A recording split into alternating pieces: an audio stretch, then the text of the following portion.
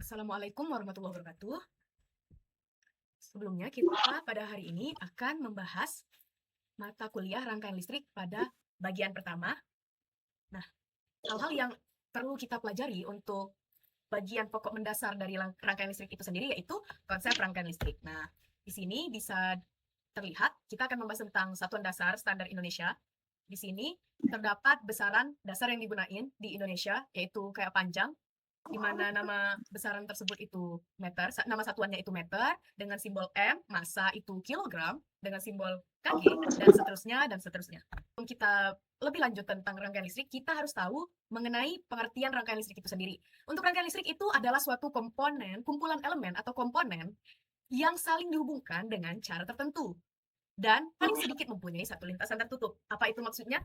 Nanti kita akan semakin paham saat kita mulai mempelajari mengenai rangkaian listrik itu sendiri ya. Untuk satu lintasan tertutup itu adalah satu lintasan saat kita mulai dari titik yang dimaksud, yang dimana titik tersebut akan kembali lagi tanpa terputus dan tidak memandang seberapa jauh atau dekat lintasan yang kita tempuh. Elemen atau komponen yang akan dibahas pada mata kuliah rangkaian listrik ini sendiri itu terbatas atas komponen atau elemen yang memiliki dua buah terminal atau kutub pada kedua ujungnya. Next, di sini kita akan membahas mengenai pembatasan elemen atau komponen listrik yang disebut kayak tadi. Komponen atau elemen listrik ini tuh kebagi menjadi dua, yaitu ada komponen atau elemen yang aktif dan juga ada yang pasif. Kalau elemen aktif ini sendiri itu menghasilkan energi, sedangkan kalau yang pasif itu menyerap energi. Untuk contoh yang elemen aktif itu kayak sumber tegangan, sumber arus. Untuk komponen elemen pasif itu kayak resistor, induktor, kapasitor gitu-gitu. Nah, tadi kita membicarakan tentang sumber arus. Arus listrik. Mungkin kita udah sering ngedengar apa itu mengenai arus listrik gitu. Arus itu merupakan perubahan kecepatan muatan terhadap waktu atau muatan yang mengalir dalam satuan waktu. Selama muatan tersebut bergerak, maka akan muncul arus. Tetapi ketika muatan tersebut diam, maka arus pun hilang. Muatan adalah satuan terkecil dari atom atau subbagian dari atom. Muatan terdiri dari dua jenis, muatan positif dan juga muatan negatif. Di sini, arah arus itu searah dengan arah muatan positif atau berlawanan dengan arah aliran elektron. Di mana suatu muatan satu elektron itu setara dengan negatif 1,6021 kali 10 pangkat minus 19 kolom. Untuk satu kolom itu setara dengan negatif 6,24 kali 10 pangkat 18 elektron. Ini di sini kita punya pendefinisian secara matematis arus tersebut ya. Perubahan dari muatan yang bergantung pada satuan waktu dibagi dengan perubahan waktu. Di mana satuan untuk arus listrik sendiri itu adalah ampere.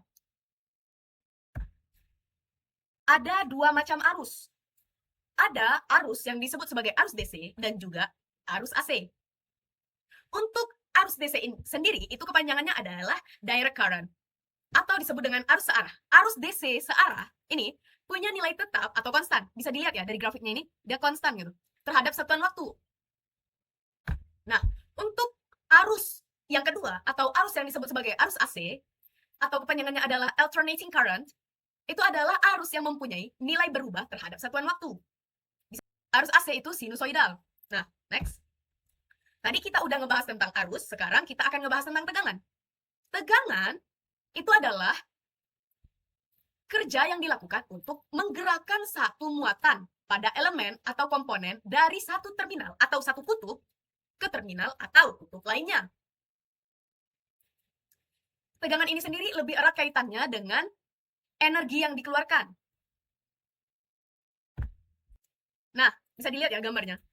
Satuan untuk tegangan sendiri adalah volt, V. Ini kutub positif, titik A.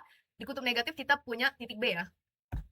Ada dua istilah yang sering digunakan di sini. Untuk tegangan turun atau voltage drop, itu dipandang ketika terjadi potensial yang lebih tinggi ke potensial lebih rendah. Itu adalah tegangan turun atau voltage drop tadi. Untuk tegangan naik, itu jika dari potensial lebih rendah ke potensial lebih tinggi.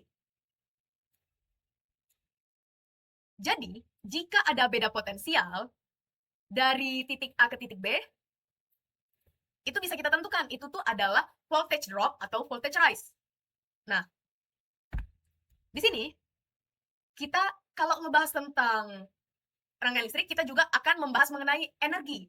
Energi itu adalah kerja yang dilakukan, oke? Jadi jika kita memindahkan sesuatu, itu mengeluarkan gaya sebesar 1 Newton dengan jarak tempuh 1 meter, nah berarti sesuatu tersebut berpindah dengan selisih jarak 1 meter. Jadi di alam itu terjadi hukum kekekalan energi. Ingat ya, hukum kekekalan energi itu artinya energi itu tidak bisa diciptakan. Energi itu hanya berpindah dari model satu ke model lainnya. Misalnya, dari energi gerak ke energi listrik. Dari energi listrik ke energi cahaya dan juga energi panas, kayak lampu.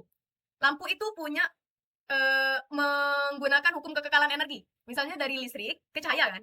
Tetapi ada juga energi lain yang berubah dari energi listrik tersebut. Dari energi listrik juga berubah ke energi panas. Enggak 100% ke energi cahaya, tetapi ada beberapa juga yang ke energi panas gitu. Nah, ini contoh kayak tadi. Elemen atau komponen listrik itu digolongkan menjadi beberapa. Nih, ada komponen listrik kayak sebelumnya yang menyerap energi dan juga ada yang mengirimkan energi. Jika komponen listrik tersebut menyerap energi, jika arus positif nih, ini kan ada dari kutub positif ke kutub nih, negatif nih. Jika arus positif meninggalkan terminal positif menuju terminal, elemen atau komponen atau arus positif menuju terminal positif, elemen atau komponen tersebut. Oke. Kalau mengirim energi itu jika arus positif masuk terminal positif dari terminal, elemen, atau komponen. Atau arus positif meninggalkan terminal positif, elemen, atau komponen. Untuk menyerap energi itu jadi maksudnya itu kayak dari suatu sumber itu ditujukan ke komponen lain. Kayak dari suatu sumber tuh misalnya baterai ya, baterai dari kutub positif mengalirlah ke beban. Kayak misalnya resistor gitu. Mengirim energi itu misalnya dari baterai tersebut masuklah. Nah, baterai ini yang mengirimkan energi, sedangkan si resistor ini yang menyerap energi dari si baterai gitu. Ini kita punya contoh latihan ya, contoh latihan pertama. Jika arus 6 ampere, jadi ada arus masuk ke suatu beban nih, jika elemen menyerap daya 18 watt. Tentukan tegangannya. Jadi ada arus yang masuk, terus si beban atau elemen ini tuh menyerap daya sebanyak 18 watt. Berapa sih tegangannya? Yang harus kita ingat tuh, tegangan itu punya rumus daya dibagi arus. Untuk daya dibagi arus sendiri itu nilainya tadi ya, dayanya kan 18 watt, berarti langsung dibagi aja dengan arusnya yaitu 6, hasilnya 3 volt. Di sini ada contoh latihan kedua, di mana arus 6 ampere, daya 18 watt, itu berapa tegangannya? Kalau yang masuk itu adalah sumbernya negatif, berarti 18 dibagi negatif 6. Jadi, ini tuh sama aja. Cuman yang ngebedain adalah, untuk di contoh latihan pertama, ini positif, kutub positif. Sedangkan di sini, di contoh latihan kedua ini, itu dari terminal negatif. Gitu ya. Jadi arah kutub itu sendiri akan menentukan nilai tegangan. Nih. Tentukan daya pada rangkaian tersebut. Apakah sumber tegangan mengirimkan atau menyerap daya? Nah, di sini bisa kita hitung ya. Apakah ini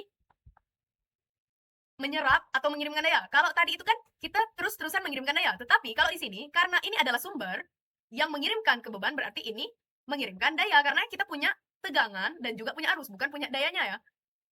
Nah, tegangan dikali arus itu menghasilkan daya. Oke, begitu aja dulu untuk pertemuan kita di bagian chapter pertama ya. Semoga apa yang disampaikan bisa dipahami dengan jelas. Wabillahi taufiq wal hidayah. Wassalamualaikum warahmatullahi wabarakatuh. Terima kasih.